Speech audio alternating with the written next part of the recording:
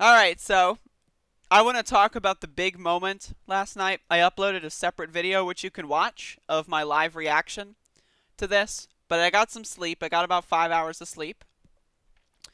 And I stewed it over, and I've thought more.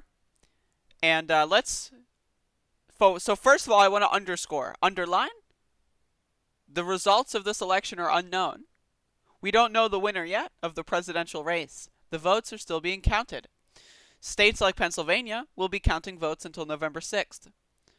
North Carolina could theoretically be counting votes up until, I don't know, a week or so from now as well. I don't remember the exact date.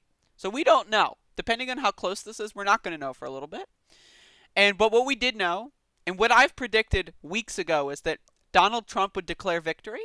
Now, if you want to watch my election coverage from last night, we streamed the whole thing, 10 hours of election coverage starting at around 4 p.m. all the way up until about 3 a.m. So whatever that turns into. I guessed that Donald Trump would declare victory anywhere from maybe midnight to 2 a.m. And Donald Trump started his press conference at 2 a.m. So, now he was fashionably late. He was 15 minutes late. But I just want to say, we knew that this was coming, but it doesn't really make it any less scary. So we won there. We lead by 76,000 votes with almost nothing left. And all of a sudden, everything just stopped. Now, he's talking about North Carolina here, I think.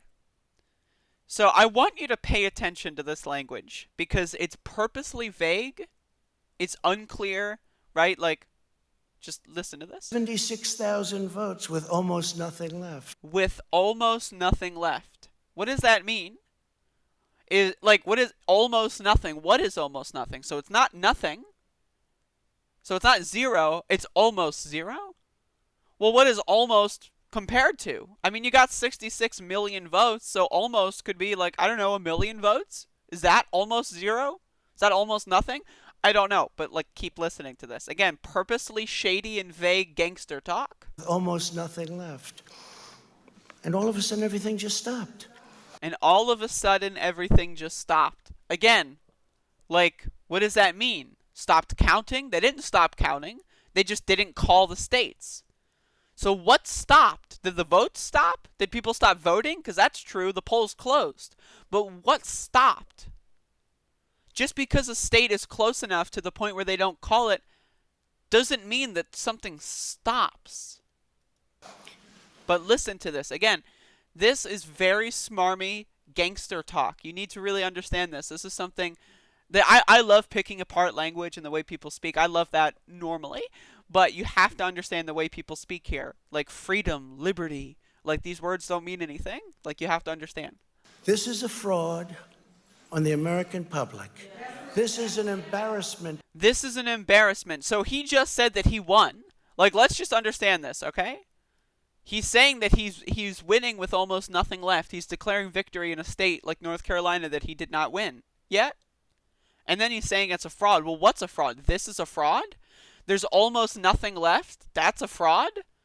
They didn't call a state? That's a fraud? What's the fraud? He just says this is a fraud. What is the fraud? We won there. We lead by 76,000 votes with almost nothing left. And all of a sudden, everything just stopped. This is a fraud on the American public. What's the fraud? This is an embarrassment to our country. What is? We were getting ready to win this election. Frankly, we did win this election. We did win this election. And there it is. Again, he declared victory in an election before the votes were counted. Again, we knew this was going to happen, but it doesn't make it any less chilling and scary that the President of the United States is attempting a coup.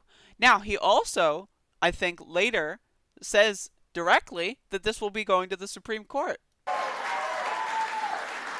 So our goal now is to ensure the integrity for the good of this nation. This is a very big moment. This is a major fraud in our nation. We want the law to be used in a proper manner. So we'll be going to the U.S. Supreme Court. We want all voting to stop. We don't want them to find any ballots that. So here's the thing. The voting has already stopped. The polls were closed. North Carolina stopped voting at 7:30 p.m. The voting has already stopped. It's the counting. There are no results until the votes have been counted. There's speculation. You can call a state if it looks like it's going to win.